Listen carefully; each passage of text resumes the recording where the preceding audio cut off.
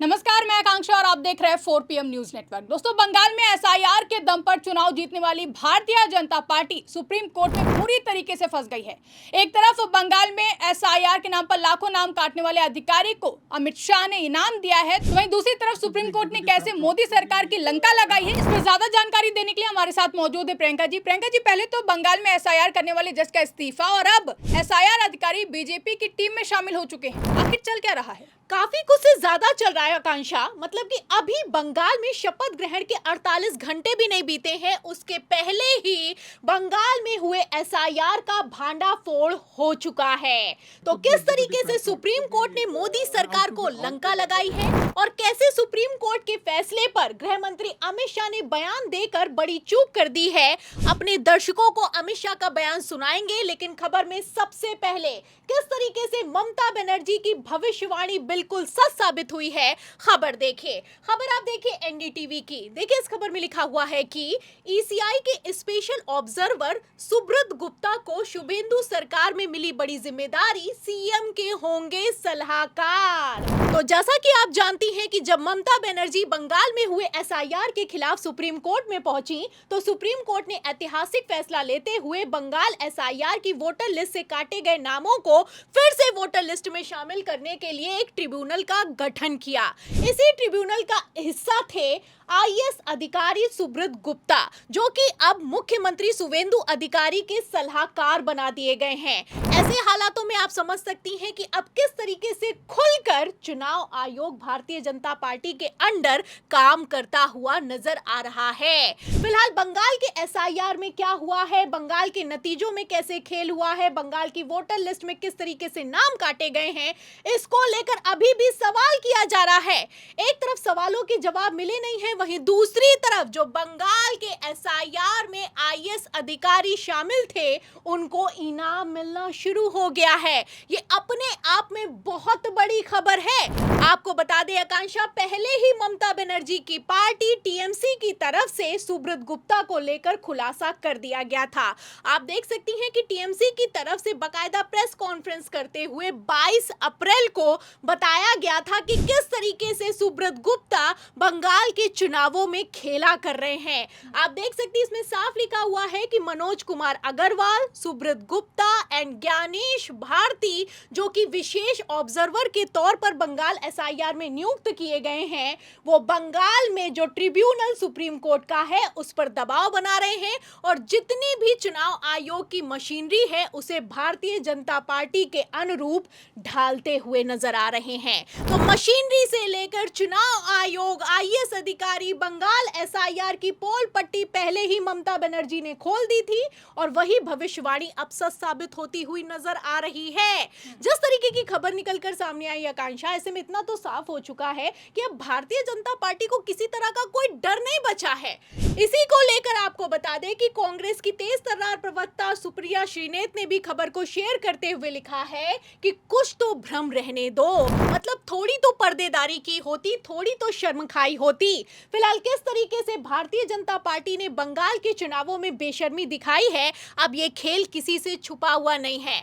आपको बता दें आकांक्षा, पहले जब सुप्रीम कोर्ट के ट्रिब्यूनल के जज ने अचानक से इस्तीफा दे दिया, तभी चुनाव आयोग की असलियत पूरी दुनिया के सामने आ गई थी। और अब जिस तरीके से एसआईआर अधिकारी को मुख्यमंत्री का सलाहकार बनाया गया है, ऐसे में आप समझ सकती हैं कि किस तरीके से बंगाल चुनावों के पूरे खेल का भांडाफोड़ हो चुका है। आपको बता दें कि जब अचानक से एसआईआर के ट्रिब्यूनल के जो अध्यक्ष रह चुके हैं, पूर्व चीफ जस्टिस टीएस शिवज्ञानम ने इस्तीफा दिया, तो सवाल किया गया कि आखिर क्यों ट्रिब्यूनल का जज नतीजे आते ही अपने पद को छोड़कर भाग जाता है। फिलहाल सवालों के जवाब तो नहीं निकलकर सामने आए, लेकिन हाँ, जस्टिस के इस्तीफे के बाद खबर जरूर निकलकर सामने आई कि जो चीफ जस्टिस हैं, उन्होंने पूरे चुनाव आयोग से ज्यादा अर्जियां निपटाई हैं, सबसे ज्यादा वोटर्स को वापस वोटर लिस्ट में शामिल किया है।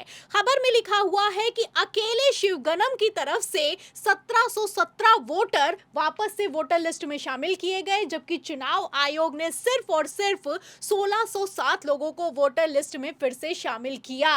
इतना ही नहीं, 27 लाख से ज्यादा नाम पेंडिंग पड़े रहे, फिर भी अधूरी वोटर लिस्ट पर चुनाव हो गया। फिलहाल चुनाव तो जैसे तैसे करके भारतीय जनता पार्टी जीत गई है, लेकिन अब ये पूरा खेल खुलता हुआ नजर आ रहा है।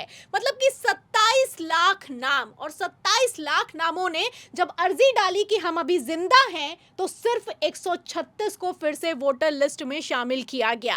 और आखिर क्यों 27 लाख की अर्जियों में 99% अर्जियां पेंडिंग पड़ी रही, इसका अंदाजा इस बात से लगाया जा सकता है कि जब एसआईआर का अधिकारी ही मुख्यमंत्री का सलाहकार बना दिया जाए, वो भी चुनाव खत्म होते ही, तो होने को कुछ भी हो सकता है। सुप्रीम कोर्ट में मुख्य चुनाव आयुक्त की नियुक्ति के खिलाफ सुनवाई चल रही है, जिसको लेकर सुप्रीम कोर्ट जबरदस्त भड़का है। सुप्रीम कोर्ट का कहना है कि क्या बहुमत की तानाशाही चल रही है और सरकारें चुनाव आयोग को स्वतंत्र रखने में नाकाम साबित हुई हैं। एक तरफ सुप्रीम कोर्ट मोदी सरकार को फटकार लगा रहा है, वहीं दूसरी तरफ बेशर्म हो चुकी सरकार एसआईआर अधिकारियों को इनाम देती हुई नजर आ रही है। अरे जब खुद गृह मंत्री अमित शाह जिन शुवेंदु अधिकारी को भर भर कर गाली देते थे, उन्हें मुख्यमंत्री बना सकते हैं, तो करने को कुछ भी कर सकते हैं। जब आप कैमरे के सामने घूस ले रहे हो, किसी का दोष क्यों निकालना?